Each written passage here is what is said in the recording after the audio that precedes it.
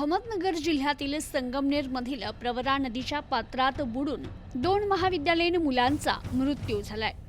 संध्याकाळच्या सुमारास गंगामाई घाट परिसरात ही घटना घडली।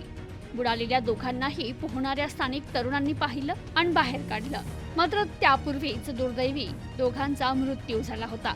आदिनाथ मोरे आणि श्रीपाद काळे अशी या मृत मुलांची नावं आहेत। हे दोघेही विद्यार्थी असून कनिष्ठ महाविद्यालयात ते शिक्षण घेत होते। गंगामाई घाट परिसरात ते अंघोळ करण्यासाठी आले होते।